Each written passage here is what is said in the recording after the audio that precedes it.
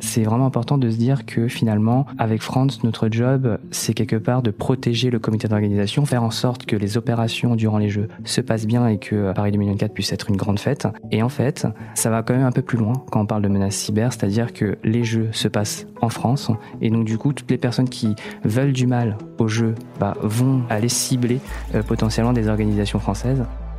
Tous les gens qui ont de l'expérience autour de nous, au sein du CIO, au sein des comités d'organisation précédents, tous les vieux briscards du monde olympique nous disent, de toute façon, dans les 6 mois qui viennent, préparez-vous à l'imprévu, il va y avoir plein de nouveaux challenges, plein de nouvelles difficultés.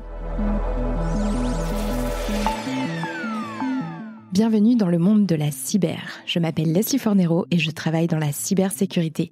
Avec ce podcast, je vous emmène à la découverte de ce monde à la fois merveilleux et terrifiant.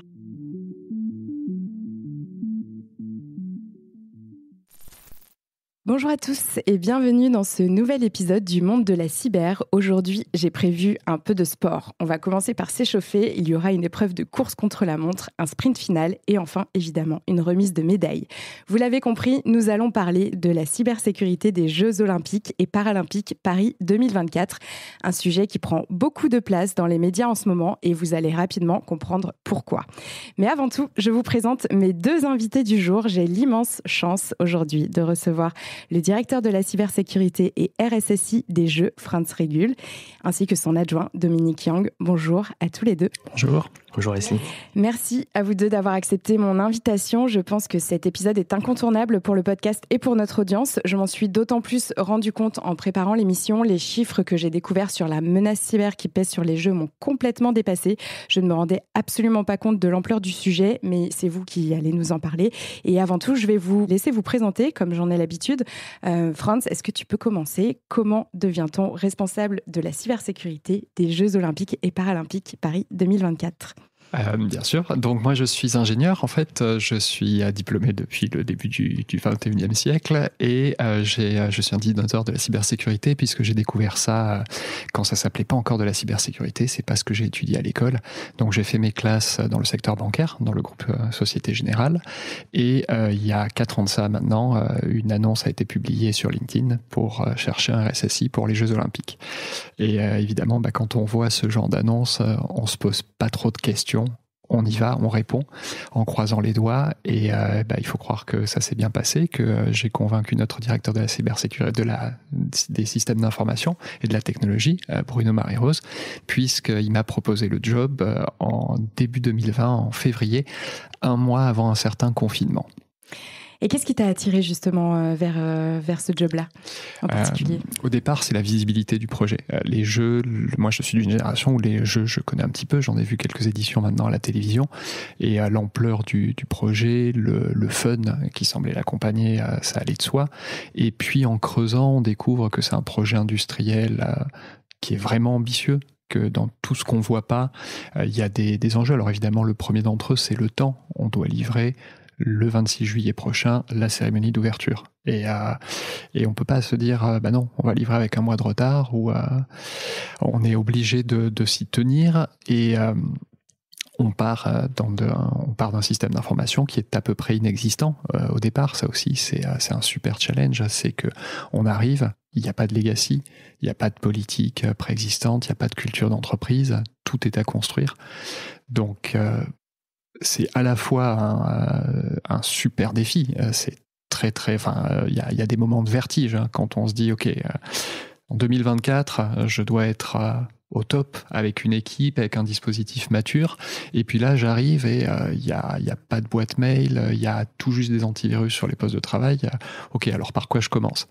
Et puis à côté de ça, c'est aussi une opportunité qui se présentera juste jamais de tout construire, parce que justement, il n'y a pas de legacy, qu'il n'y a pas de préexistant, et qu'on va pouvoir faire des arbitrages et travailler dans la direction qu'on souhaite. Alors évidemment, c'est pas non plus un monde parfait. Il y a les contraintes du monde réel, il y a les contraintes liées au budget, il y a les contraintes liées au recrutement, parce que même si c'est un projet qui a quelque chose de magique, notre métier peine encore à former tous les gens dont on a besoin. Mais super projet. Et tu es aujourd'hui accompagné d'une personne de ton équipe, justement, Dominique Yang. Tu es dans ce qu'on appelle dans le jargon CISO. Est-ce que tu peux nous expliquer ce que ça veut dire CISO et puis en profiter pour te présenter également? Ouais, donc effectivement RSSI adjoint, CISO, donc Chief Information Security Officer, donc RSSI en français. Le job, c'est finalement de faire de la prévention, de la protection des systèmes d'information, être sûr que on soit pas trop exposé, et puis le jour où un incident arrive, faire en sorte qu'on puisse avoir les capacités techniques, organisationnelles, humaines, de pouvoir réagir et de faire en sorte qu'on puisse remettre en service tout ce qu'il faut l'être.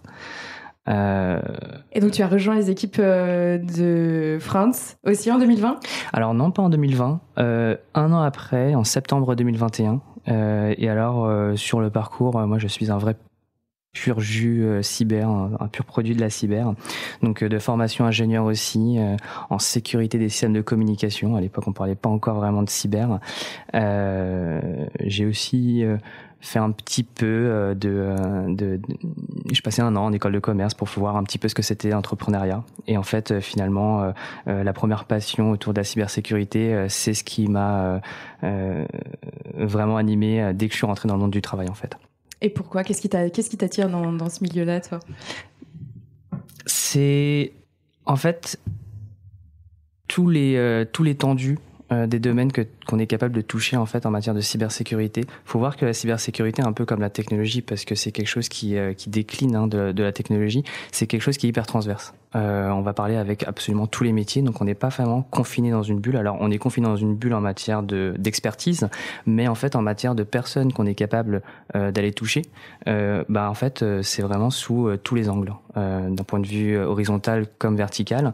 On va discuter avec tous les métiers de l'entreprise, et on va pouvoir aussi discuter avec tous les niveaux. Donc on peut autant aller discuter avec des comités exécutifs, des personnes côté étatique, services et agences de l'État, tout comme en fait les collaborateurs, les nouveaux arrivants de l'entreprise. Parce que on le rappelle quand même, tout le monde est concerné par la cybersécurité aujourd'hui, donc c'est extrêmement important aussi en tant que RSSI aujourd'hui de savoir communiquer, partager l'information avec toutes vos équipes.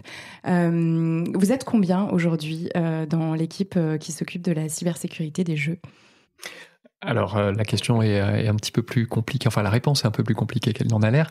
Aujourd'hui, l'équipe, c'est 16 personnes au sein du comité, donc c'est 15 personnes qui me rapportent directement, et surtout, ce sont des partenaires, donc on n'a pas fait le décompte exact, mais on parle de plusieurs dizaines de personnes entre nos partenaires officiels, que sont Cisco pour les technologies et Eviden pour les services.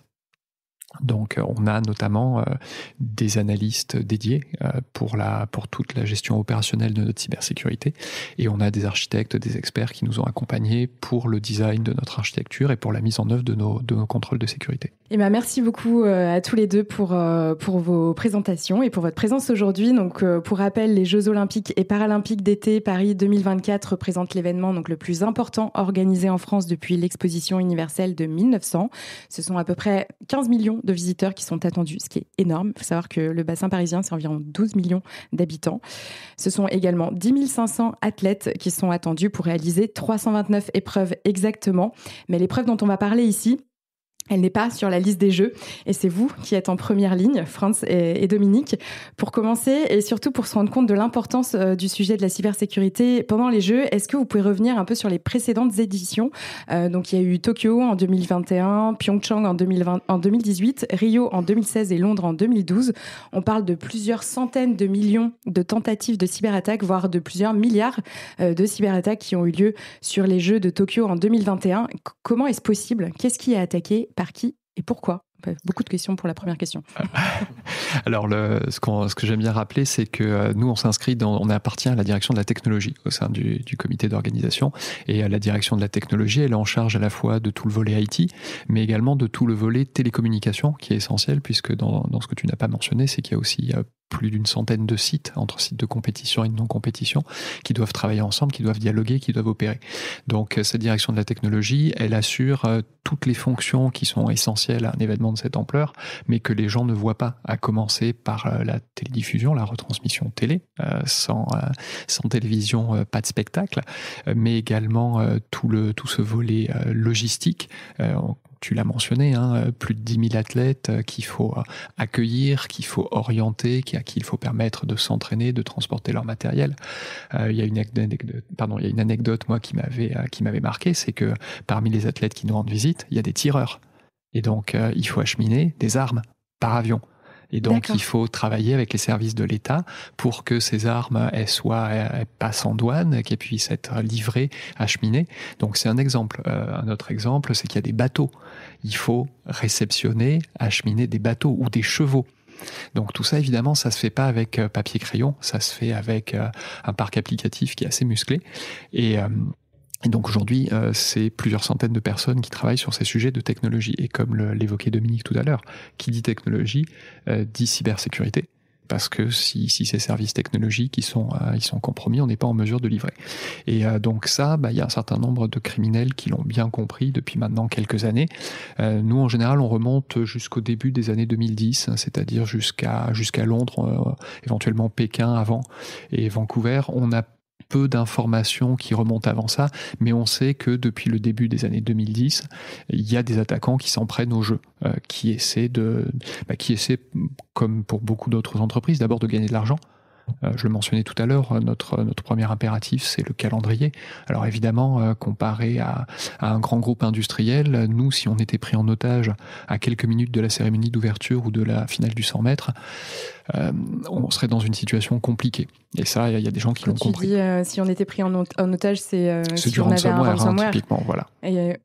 Et du coup, tu peux expliquer ce que ça fait un ransomware juste Alors voilà, pour rappel, un ransomware, donc c'est un outil qui va être utilisé pour bloquer nos systèmes d'information, typiquement en chiffrant nos données en échange du rançon. Donc le grand schéma traditionnel de ces dernières années, c'est de voler des données business ou des données personnelles parce qu'elles sont réglementées et de menacer la victime de tout révéler et donc avec des conséquences lourdes en termes d'opérations, en termes d'amende.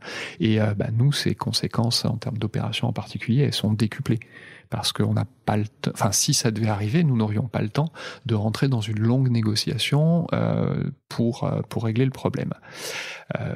Est-ce que c'est des choses qui sont déjà arrivées donc pendant les précédentes Alors éditions? nous, dans les précédentes éditions, ce qu'il y a beaucoup eu, c'est du DDoS. J'ai rien en tête sur du ransomware pur, mais les attaques en déni de service, il y en a eu énormément. C'est-à-dire que une des pages, je crois que la page des résultats, alors c'est non seulement la page la plus demandée des jeux, je me demande si c'est pas durant 15 jours une des pages les plus consultées au monde. J'ai pas les chiffres en tête, mais en fait, c'est une page qui finalement va être diffusée, mise à disposition de tous les médias dans le monde entier, en fait, parce que dans le cadre des Jeux, tu le disais, c'est plus de 10 000 athlètes, mais c'est aussi 206 nations avec, en fait, tous les médias et journalistes du monde entier qui vont vouloir retranscrire ce qui se passe à Paris pendant l'été 2024. Donc ça, c'est un des premiers, c'est une des cibles les plus visibles. C'est ironique en plus parce que la page en réalité la plus demandée, c'est le classement des nations et que le CIO, il ne reconnaît pas officiellement de classement des nations. Ça n'a pas de caractère officiel. Donc du déni de service, il y en a eu historiquement énormément. On va juste rappeler ce que c'est qu'une attaque par déni de service. Justement, si la page de résultats subissait une attaque, comme on appelle DDoS, qu'est-ce qui se passe? Qu'est-ce qui se passe, c'est qu'on reçoit une quantité extraordinaire de requêtes sans lien avec les demandes réelles, qui sont générées par des botnets, en général par des automates, et qui empêchent le serveur de répondre à toutes les requêtes. Et donc le résultat, c'est que le serveur perdant de la bande passante, de la capacité de calcul pour répondre à des requêtes bidons, il n'est pas en mesure de servir les utilisateurs légitimes. Et donc concrètement, le site rame, le site est indisponible, le site éventuellement se met en erreur à 400 quelque chose pour les utilisateurs légitimes. Et donc la conséquence, c'est que notre service, qui en l'occurrence serait de restituer les résultats et le tableau des médailles, il est indisponible. Donc ça, on en a beaucoup vu, mais il y a une date clé dans l'environnement olympique, c'est en 2018 à Pyeongchang, où les jeux ont été frappés quelques minutes avant la cérémonie d'ouverture. Donc la cérémonie d'ouverture, c'est vraiment c'est une étape clé dans le succès des jeux. Une belle cérémonie d'ouverture, c'est quelque chose dont les gens vont se souvenir et ça va créer une dynamique pour toute la quinzaine qui va suivre. Et donc à Pyeongchang, quelques minutes avant la cérémonie d'ouverture, alors qu'il y avait eu des incidents informatiques depuis déjà quelques jours, dans le stade olympique, des écrans viraux noirs, des portiques de contrôle de billets se mettent à refuser des billets parfaitement légitimes, et le Wi-Fi à destination des accrédités. Donc les accrédités, c'est toutes les populations qui ont une raison officielle d'être là. Donc au-delà ce sont pas les spectateurs, mais on va retrouver toutes les délégations, les athlètes et également tous les gens qui travaillent sur les jeux. Ce Wi-Fi accrédité se met à faire des siennes. Donc c'est pas très très loin du scénario cauchemardesque, et ça c'est vraiment arrivé. Donc aujourd'hui il y a pas de revendication officielle de cette attaque, il y a des tentatives d'attribution qui sont faites, mais selon toute vraisemblance c'était une attaque d'origine étatique.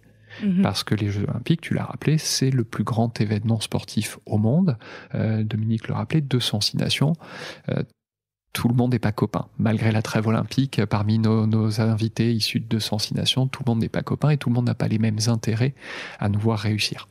Donc il y a vraiment deux types d'attaquants et d'objectifs d'attaque. C'est gagner de l'argent en lançant un rançongiciel pour récupérer une rançon de la part des organisateurs, et des acteurs étatiques pour faire passer des messages ou pour juste empêcher un événement comme la cérémonie d'ouverture de se dérouler correctement ou de se dérouler tout court.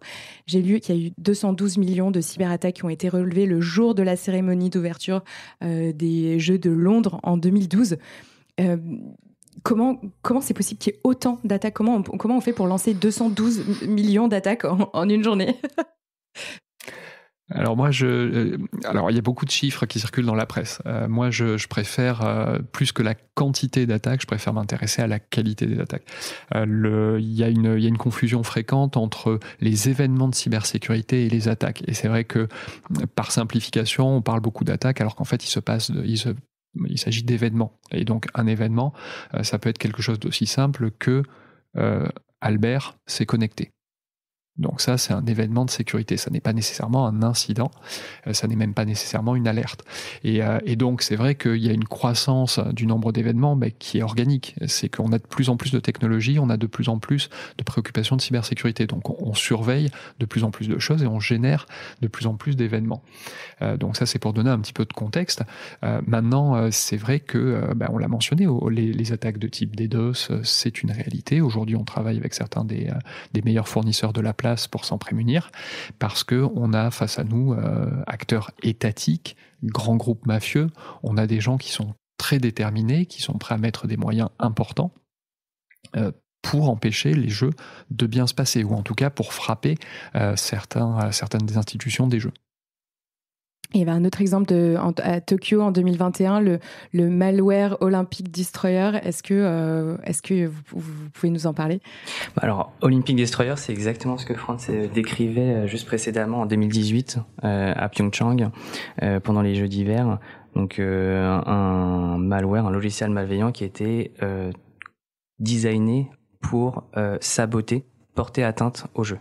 Donc quelque chose qui a été insidieux, donc qui a été déposé plusieurs mois avant la cérémonie d'ouverture et dans le seul but d'être activé quelques minutes avant la cérémonie. Donc pour pouvoir éteindre les différents serveurs, les différents services pour que il y ait véritablement un impact visible sur les opérations.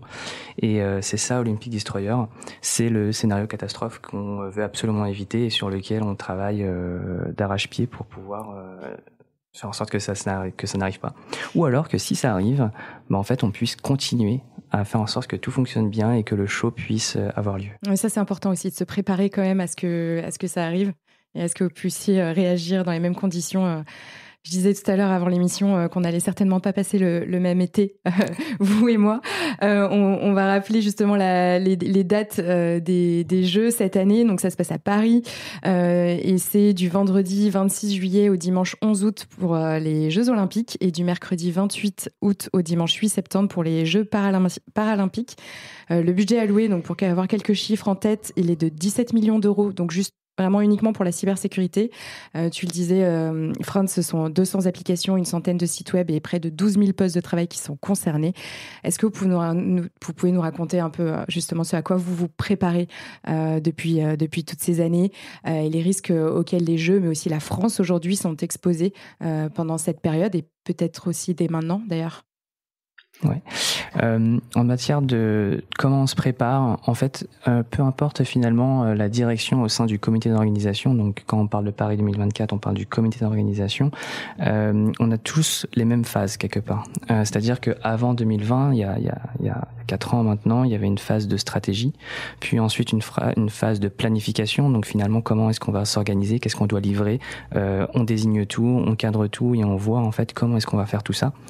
Et à partir de 2023, une phase de readiness, on fait beaucoup d'anglicisme, une phase de readiness où l'idée c'est de s'entraîner, de se préparer, de s'entraîner. On finit de livrer et ensuite on se prépare, on fait des vraies épreuves durant lesquelles on va, nous, côté technologique, côté cybersécurité, faire de la supervision et faire comme si on était pendant les Jeux. Et après, été 2024, les Jeux Olympiques et Paralympiques. En matière de risque, c'est hyper intéressant la façon dont tu as posé la question, Leslie, à savoir c'est quoi les risques sur la France autour des Jeux.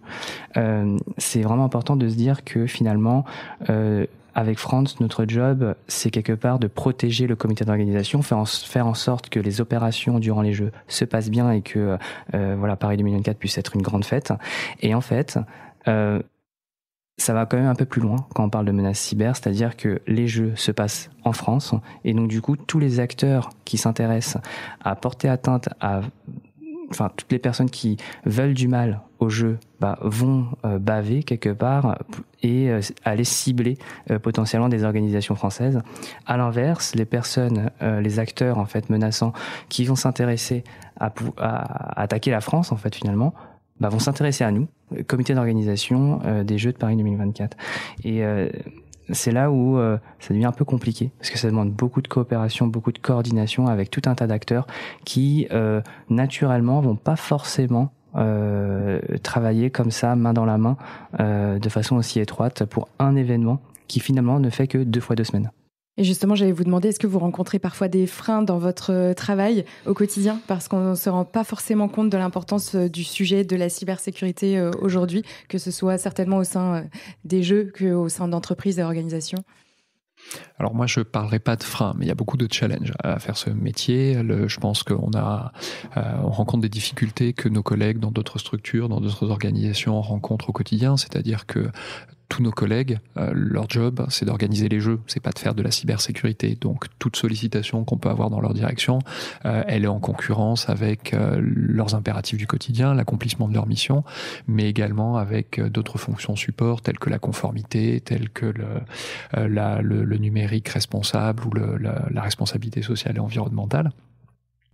Donc on doit régulièrement se remettre en question, prendre un petit peu de distance avec ce qu'on fait. Ça, Dominique est très fort avec son équipe là-dessus pour essayer de se mettre dans la peau de nos collègues et leur proposer, en matière de sensibilisation et de formation notamment, des formats qui soient un petit peu attractifs, des choses qui attirent leur attention.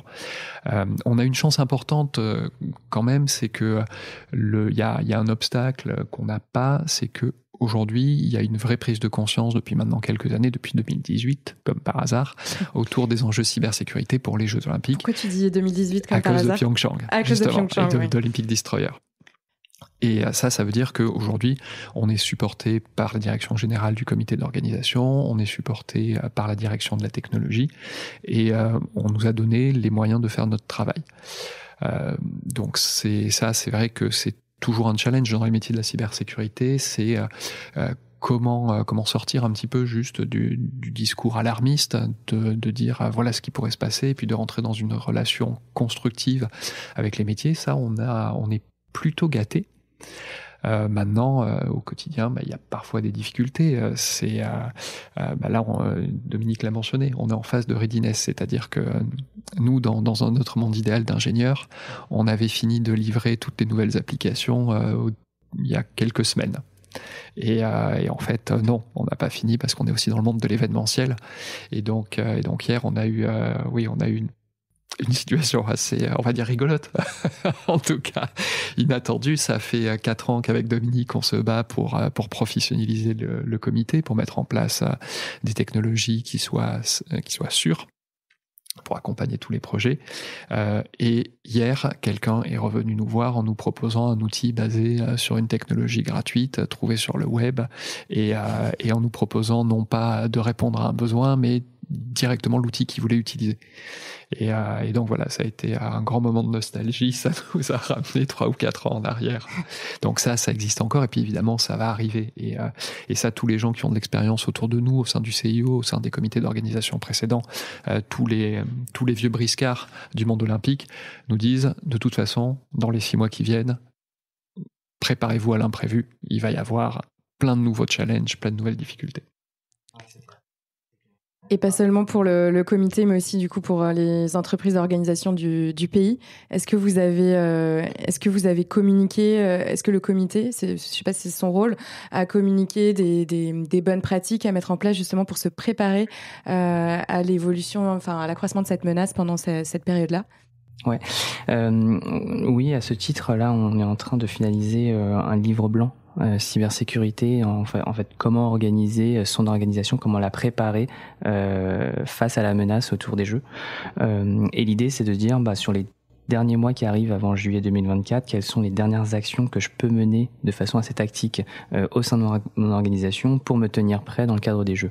Parce que effectivement, côté Paris 2024, on travaille beaucoup en fait avec tous nos fournisseurs clés, tous nos partenaires de livraison clés qui se trouvent dans des cercles concentriques un peu plus peut-être lointains. Donc c'est des personnes qui vont intervenir de manière hyper critique pour la bonne tenue des jeux. Donc fournir des services qui sont pas directement pour Paris 2024, mais en tout cas qui vont servir des populations, des parties prenantes importantes dans le cadre des jeux. Et en fait, un peu plus loin, on va avoir les autres organisations. Les autres organisations, les entreprises qui vont à un moment donné intervenir pour faire, je sais pas, une livraison. Oui, ce qu'on appelle tous les sous-traitants finalement, c'est ça ? Mais de niveau 2, de niveau 3, où en fait, finalement, nous, on n'a pas forcément les moyens d'aller les adresser. Et donc, c'est l'idée de ce livre blanc, de dire que, alors, tous nos partenaires, on va mettre à disposition ce kit-là pour que eux, à leur tour, puissent aussi le mettre à disposition de leurs sous-traitants. Et là, c'est quelques éléments clés, juste pour rappeler les dates, typiquement, pour dire qu'à l'été 2024, faudra peut-être faire en sorte que d'un point de vue technologique, d'un point de vue cybersécurité, faire en sorte que tout le monde ne parte pas en congé en même temps, parce qu'il y a un gros truc qui se passe à partir du 26 juillet, c'est les Jeux Olympiques, de dire que l'année 2024... Quand tu dis tout le monde ne parte pas en congé en même temps au sein d'une entreprise, voilà, qu'il y ait quand même une sorte d'astreinte qui soit... Une sorte de continuité de service, assurée. de continuité de support pour dire que, effectivement, si jamais il y a un site web qui se fait attaquer, si jamais il y a un DDoS, un défacement, qu'il y ait vraiment quelqu'un qui puisse prendre le téléphone et ensuite commencer à mener des actions de remédiation, parce que juillet-août en France, c'est une période de congé. Je sens que les RSSI de France vont passer un bel été. C'est ça fait pas que des amis dans la communauté. Il y a d'autres actions après, des actions de sécurisation pour faire en sorte que 2024 soit une année un peu particulière, de dire que toutes les actions clés de sécurisation qu'on a prévues en 2024, si on a l'opportunité de les faire et de les implémenter avant les jeux, c'est quand même mieux. Donc de faire tout ce qui est campagne de patching. Est-ce que c'est pas trop tard là j'ai l'impression que c'est demain les jeux. Il faut s'y mettre. Il faut s'y mettre. Après, je pense qu'on a toujours des opportunités pour prioriser et mettre les choses en avant. Il est jamais trop tard. Ouais, on peut ajouter, oui, que ça fait déjà plusieurs mois, à vrai dire, qu'on travaille sur ces sujets-là avec l'ANSSI, notamment, donc l'Agence nationale de la sécurité des systèmes d'information. Elle a été responsabilisée, missionnée par la Première ministre à l'été 2022 pour assurer la coordination cyber au niveau national. Donc évidemment, on est un acteur de choix puisque nous, on livre et on opère les Jeux Olympiques, mais ils se sont également beaucoup rapprochés de tous les opérateurs d'infrastructures, de tous les grands acteurs économiques français, et ils poussent également cette communication vraiment jusqu'à tout le tissu économique et social français, parce que on voit bien que dans les éditions précédentes des Jeux, il y a de nombreuses organisations qui ont été frappées, qui ont été victimes de hackers, sans lien évident avec les Jeux, mais parce qu'il y avait un lien avec le pays hôte, parce qu'il y avait un lien avec une situation géopolitique compliquée. Donc voilà, aujourd'hui, il faut bien comprendre que la France, sur la scène internationale, elle prend des positions qui ne sont pas toujours populaires partout. Il faut également comprendre que s'il y a toutes les cibles, il y a tout un tas de cibles d'opportunités que les gens qui voudraient nuire au jeu de Paris pourraient pourraient viser à l'été prochain. Donc, pouvoir revendiquer sur un site qui contient dans son URL Paris, France 2024 ou jeu, et pouvoir afficher un message politique, c'est un super enjeu pour tout un tas d'acteurs. Taper une grande marque française, une marque emblématique, issue du CAC 40, issue du secteur du luxe, issue du secteur de l'art de vivre, qui sont un petit peu représentatifs à l'international de l'image du pays, ça a une grande valeur.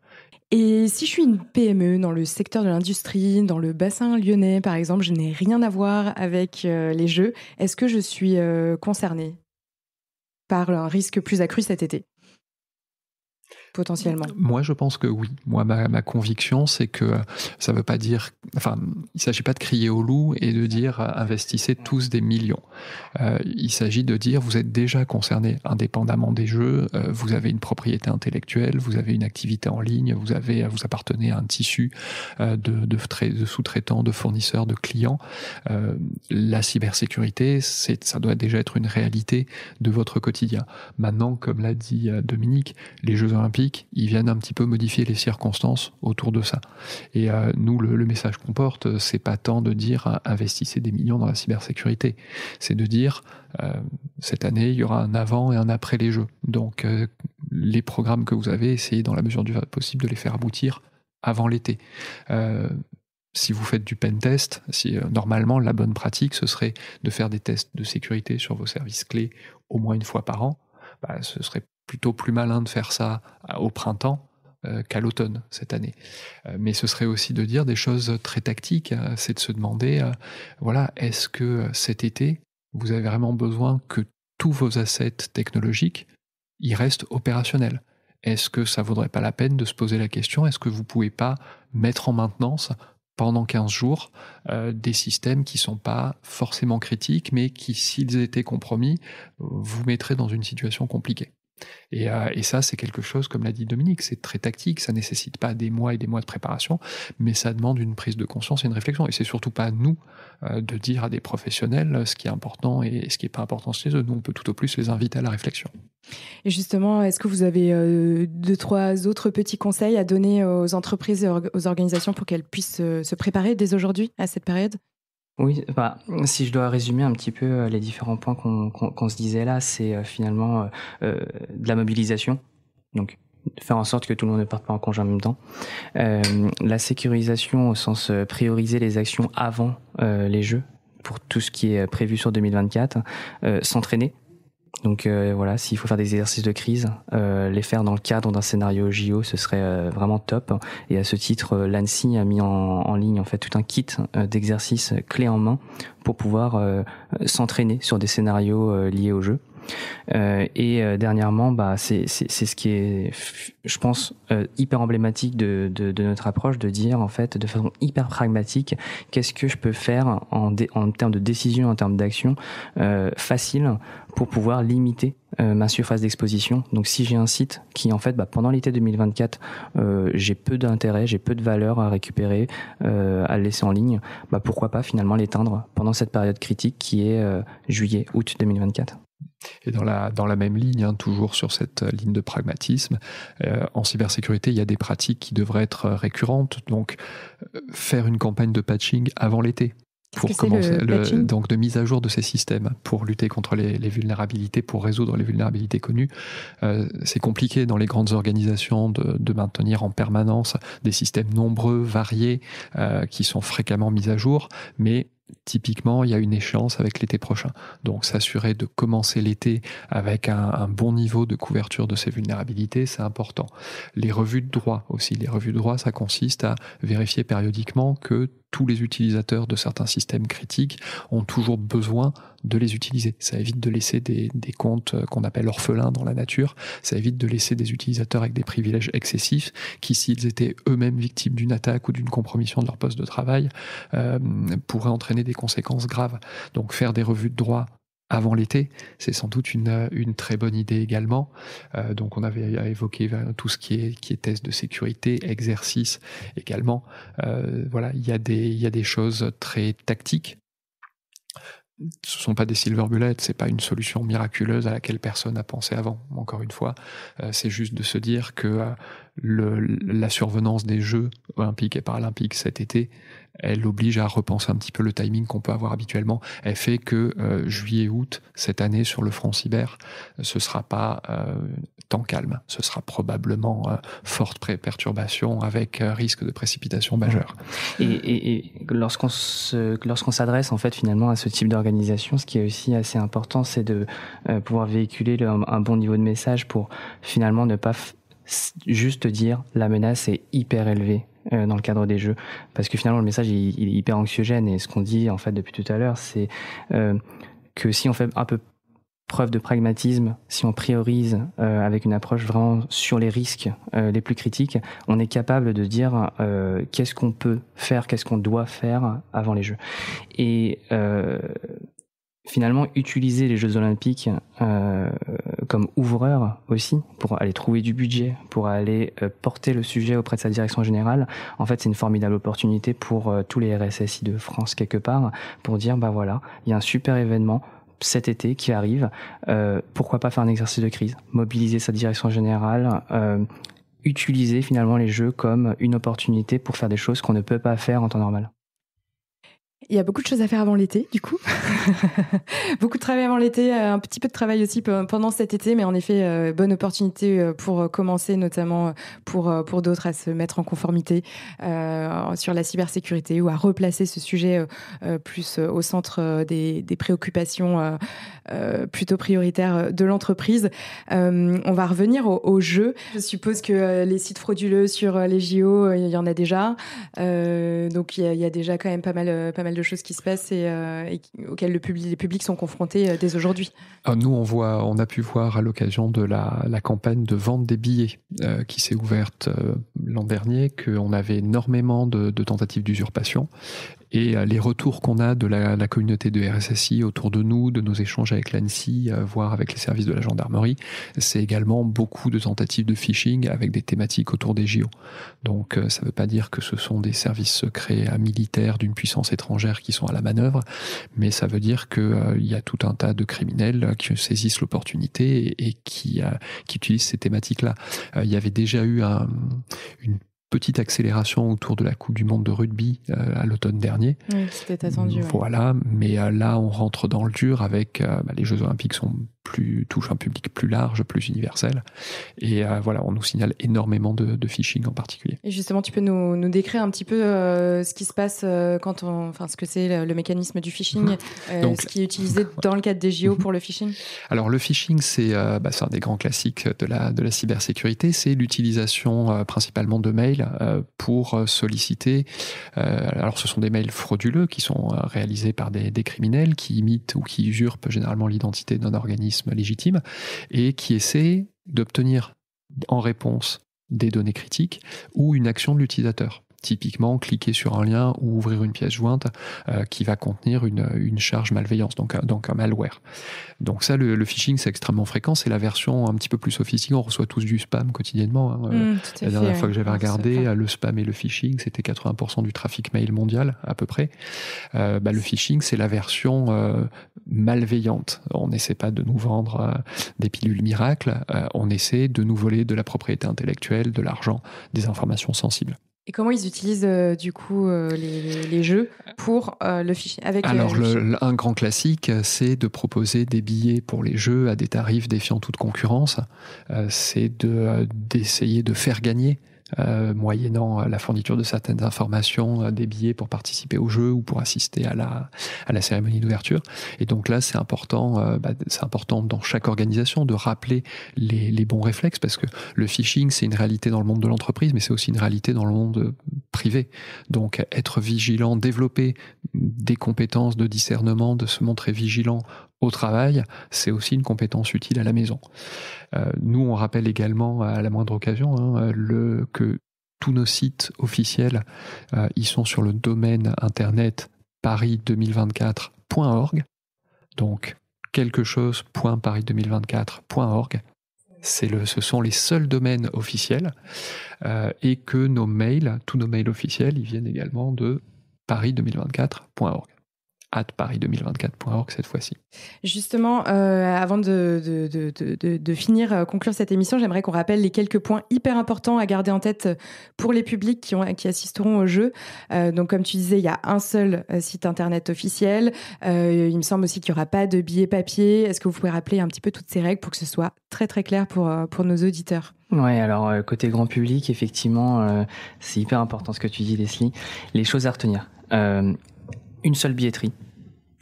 C'est d'ailleurs la première fois qu'il y a une billetterie mondiale dans le cadre des Jeux. C'est dans le cadre de Paris 2024. Une seule billetterie, que ce soit pour la vente ou pour la revente. Donc c'est une plateforme qui est ticket.paris2024.org. Et donc du coup, il n'y a aucun autre site internet qui a le droit en fait de vendre des billets. Donc si vous êtes autre part que sur tickets.paris2024.org, vous êtes à peu près sûr que c'est une fraude. Il existe bien une offre d'hospitalité pour avoir des offres exclusives et des accès VIP dans les différents sites de compétition. Et là, c'est des agents spécialisés. Donc ici, je vous invite à regarder directement sur le site tickets.paris2024.org. Pas de billets papier. Donc les billets, ça se passera uniquement dans l'application qui sera dédiée à la billetterie Paris 2024. Cette application qui va avoir le jour au printemps. D'accord, elle n'existe pas encore pas pour encore le été mise en moment, ligne. c'est via le site internet.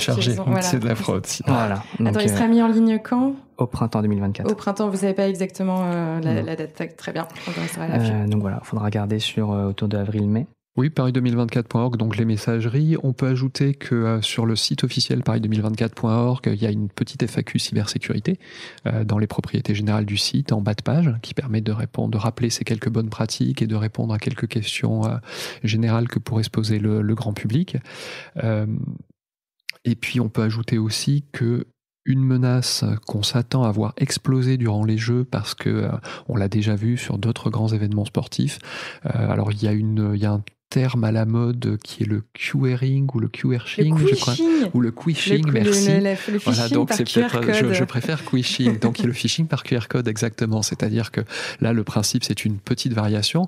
Je vais afficher un QR code, invitant l'utilisateur à le scanner et donc à se connecter sur un site, généralement contre une promesse d'une prestation gratuite, d'un avantage, d'une information supplémentaire. Alors rappelons qu'un QR code, ça n'est jamais qu'une chaîne de caractères. Donc typiquement, c'est une URL, une adresse web avec un site de l'autre côté. Et ça, on a vu qu'il y avait vraiment une tendance de fond du quishing d'essayer de soutirer des informations sensibles aux gens qui se laissent prendre au jeu, ou de leur infliger des malwares. Donc les informations sensibles, typiquement, ça va être des informations bancaires. Et donc là-dessus, on invite tous les gens à être extrêmement vigilants, à ne pas scanner n'importe quoi, n'importe comment, mais à toujours se renseigner auprès des volontaires, auprès de l'organisation, avant d'utiliser un QR code pour s'assurer de sa légitimité et s'assurer qu'il corresponde bien à une prestation réelle. Et par exemple, si quelqu'un veut me revendre sa place et imprimer quelque chose, ce n'est pas possible. Uniquement à travers la plateforme dédiée, donc paris2024.org. La revente, c'est dans un circuit fermé. Qui est avec un tiers de confiance qui est en fait Paris 2024. Ah, donc il y a quand même une sorte de bourse qui est mise en ligne aussi. Absolument. Pour la revente de billets, Voilà. et c'est vraiment géré en interne au sein des jeux. Tout à fait. La volonté, c'était d'éviter la spéculation sur les billets. Donc il n'y aura pas de revente des billets plus chers qu'ils n'ont été distribués initialement. Et voilà, comme le disait Dominique, pas non plus de billets papier, uniquement des billets au travers de l'application. Oui. Et ben, c'est le mot de la fin. Merci à vous deux d'avoir participé à cet épisode. Je suis vraiment ravie d'avoir pu le réaliser et je vous souhaite à tous les deux bonne chance pour la période qui vous attend. Je penserai à vous très loin depuis mon île en Méditerranée pour ma part. Et pour ceux qui ont la chance d'aller assister au jeu, je vous souhaite à tous un très bon moment et surtout un très beau spectacle. Et puis voilà, je vous dis à très vite dans le monde de la cyber. Merci Leslie. Merci. Merci à tous d'avoir suivi cet épisode du monde de la cyber. Si vous êtes arrivés jusqu'ici, c'est que vous commencez à bien accrocher à ce podcast. Alors si vous voulez découvrir les coulisses et être au courant de toutes les actus, je vous donne rendez-vous sur notre compte Instagram, le monde de la cyber. Et n'hésitez pas aussi à vous abonner au podcast et à me laisser un petit commentaire sur Spotify ou Apple Podcast. Ça m'aide beaucoup à faire grandir le projet et ça me fait super plaisir de lire tous vos petits messages. Merci à vous et à très vite dans le monde de la cyber.